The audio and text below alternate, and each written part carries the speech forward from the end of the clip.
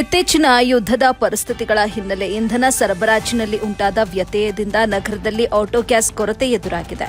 ಇದರ ಪರಿಣಾಮವಾಗಿ ಪೂರ್ವ ಬೆಂಗಳೂರಿನ ಮೇಡಹಳ್ಳಿ ಪ್ರದೇಶದಲ್ಲಿ ಆಟೋಗಳು ದೀರ್ಘ ಸಾಲಿನಲ್ಲಿ ನಿಂತಿರುವುದು ಗಮನಕ್ಕೆ ಬಂದಿದೆ. ಗ್ಯಾಸ್ ಪೂರೈಕೆ ಕಡಿಮೆಯಾಗಿರುವುದರಿಂದ ಅನೇಕ ಆಟೋಗಳು ಗಂಟೆಗಳ ಕಾಲ ನಿಲ್ದಾಣದಲ್ಲೇ ಉಳಿಯುತ್ತಿವೆ. ಇದರಿಂದ ಸಾರಿಗೆ ವ್ಯವಸ್ಥೆಯಲ್ಲೂ ಕೂಡ ವ್ಯತ್ಯಯ ಉಂಟಾಗಿದ್ದು ಸಾರ್ವಜನಿಕರಿಗೆ ಪ್ರಯಾಣದಲ್ಲಿ ತೊಂದರೆ ಕಾಣಿಸಿಕೊಂಡಿದೆ.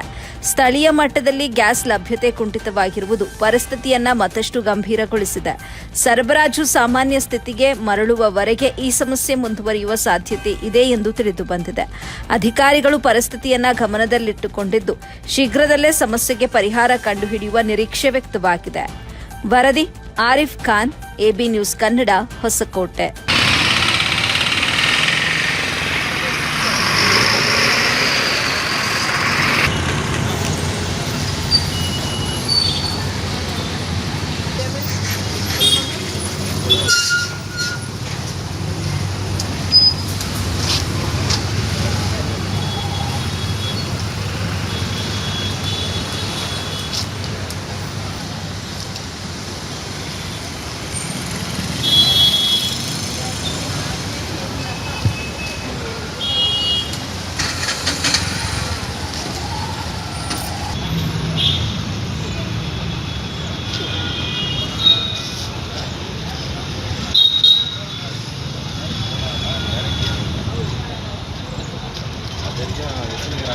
காலி ஆகுதான்னு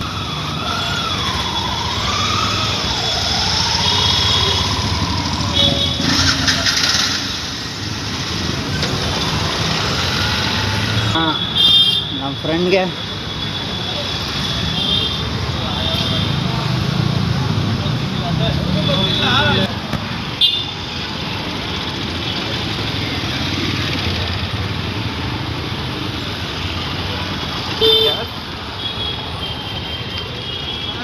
Güzel.